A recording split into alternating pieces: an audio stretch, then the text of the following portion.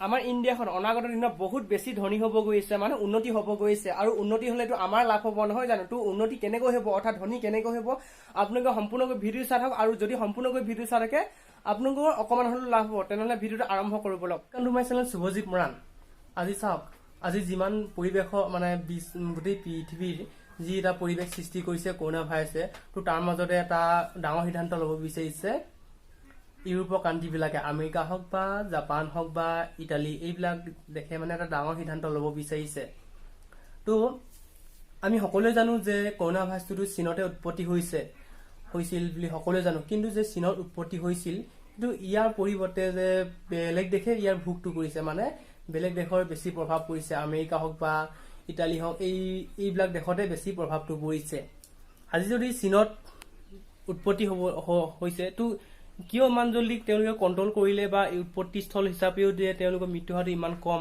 তো এইটো এটা ডাঙৰ কুৱেশ্যন হয়, ইয়াৰ উত্তৰটো পোৱা ইমান সহজ কথা নহয়। তো আজি চীন এনেকুৱা এখন দেশ যিখন দেশে নেকি বেলেগ দেশক ওপৰত যাব নিদিয়ে, তো তেনে ক্ষেত্ৰত এইটো ডাঙৰ সিদ্ধান্ত লোৱা হৈছে। তো চাওক, আজি যিবিলাক চীনত ডাঙৰ ডাঙৰ কোম্পানী আছে, এপল হওক বা মাইক্ৰ'ছফ্ট বা চেমচাং বা গুগল, এইবিলাক সকলোবিলাক তেওঁলোকৰ দেশৰ মানে চীনৰ কোম্পানী নহয়, এইবিলাক হৈছে আমেৰিকা বা জাপান, এইবিলাকৰ কোম্পানী হয়। তো তেনে ক্ষেত্ৰত চীনত তেওঁলোকে কেৱল মাত্ৰ ব্যৱসায়হে আৰম্ভ কৰিছে, এইবিলাক মানে ইউৰোপৰ দেশবিলাকে। তো যদি তেওঁলোকে এইবিলাকৰ পৰা যদি ধৰক মানে আমেৰিকাই যে এপল কোম্পানীটো চীনত দিছে, তো ইয়াৰ কাৰণটো হৈছে যে চীনত লেবাৰ খৰচটো কম, অতি কম মূল্যতে তেওঁলোকে এটা স্মাৰ্টফোন তৈয়াৰ কৰিব পাৰে। তো তেনে ক্ষেত্ৰত চীনত যিহেতু বহুত বেছি জনসংখ্যা, পৃথিৱীৰ ভিতৰতে 1 নম্বৰত আছে চীন জনসংখ্যাৰ ভিতৰত। তো তেনে ক্ষেত্ৰত ইয়াত মানে অতি সহজে লেবাৰটো পোৱা যায়, মানে লেবাৰ খৰচটো, তো ইয়াৰ মেনুফেকচাৰিংটো অতি কম মূল্যতে হৈ যায়, মেটেৰিয়েলবিলাক অতি কম সহজতে হৈ যায়। তো তেনে ক্ষেত্ৰত ইয়াত এখন ডাঙৰ বজাৰো পোৱা যায় চীনত, যিহেতু জনসংখ্যা অৰ্থাৎ জনবহুল দেশ হিচাপে। তো ইয়াত যিবিলাক কোম্পানী আছে, তো সেইবিলাক এই মানে ইউৰোপৰ কাণ্ট্ৰিবিলাকে উঠাই আনিব বিচাৰিছে বৰ্তমানত, কাৰণ কৰোণা ভাইৰাছৰ আতংকৰ সময়ত, কাৰণ তেওঁলোকে নিজৰ স্বাৰ্থৰ বাবে কাম কৰে যিহেতু চীনে। তো চাওক, আপোনাক যদি বেলেগ এজন ব্যক্তিয়ে নিজৰ স্বাৰ্থৰ বাবে যদি আপোনাক ক্ষতি সাধন কৰে, তো তেনে ক্ষেত্ৰত আপুনি অভিয়াছলি সেইজন মানুহক বেয়া পাব নহয় জানো? ঠিক তেনেদৰে চীনেতো নিজৰ স্বাৰ্থৰ বাবে কাম কৰে।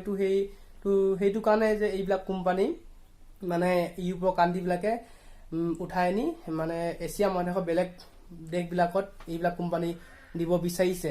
তো চাওক, আজি যদি আমাৰ ভাৰতবৰ্ষত এনেকুৱা এটা কোম্পানী আহি যায়, তো আমাৰ ভাৰতবৰ্ষৰ বাবে খুবেই ভাল হ'ব যদি আহি যায়। আৰু তো ইমান সহজ কথাও নহয় যে কোম্পানীটো আহিব যে ভাৰতখন উন্নতি হ'ব, সেইটো বহুত ডাঙৰ কথা হয়।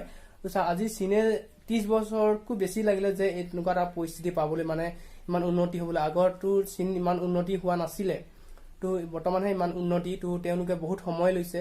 তো তেনে ক্ষেত্ৰত যদি আমাৰ ভাৰতবৰ্ষতে এনেকুৱা এটা কোম্পানী আহি যায়, তো বহুত মানে প্ৰথম অৱস্থাত প্ৰব্লেম হ'ব, মানে ইমান সহজ কথা নহয় যে এনেকুৱা ডাঙৰ কোম্পানী আহিব যে সাধাৰণভাৱেই উন্নতি হৈ যাব। তো সেইটো কথা কেতিয়াও হ'ব নোৱাৰে, কিন্তু আহিলেতো ভাল হ'ব, কিন্তু অলপ টাইম ল'ব আৰু উন্নতি হ'বলৈ। তো যিহেতু চীনত এখন ডাঙৰ বজাৰ আছে, যিহেতু মানে জনসংখ্যাটো বেছি, কিন্তু আমাৰ ভাৰতবৰ্ষতো জনসংখ্যা বেছি, কিন্তু চীনৰ তুলনাতো সিমান বেছি নহয়। তো চীনতো কম খৰচতে যিবিলাক স্মাৰ্টফোনবিলাক তৈয়াৰ কৰিব পাৰে, তো তেনে ক্ষেত্ৰত আমাৰ ভাৰতত নোৱাৰিবও পাৰে নহয় জানো? অলপ কষ্ট হ'ব পাৰে। তো মানে চীনত যিমান সুবিধা হয়, কিন্তু আমাৰ ভাৰতবৰ্ষত নহয়। কিন্তু তেওঁলোকে মানে এনেকুৱা এটা পৰিস্থিতিৰ বাবে আনিব বিচাৰিছে হয়তো। তো মানে যদি আমাৰ ভাৰতবৰ্ষই এইটো সুবিধা গ্ৰহণ কৰে, তো অনাগত দিনত মানে হয়তো অলপ বছৰ লাগিব, কিন্তু ভালৰ দিশে আগবাঢ়িব বুলি মই ভাবোঁ তাৰমানে।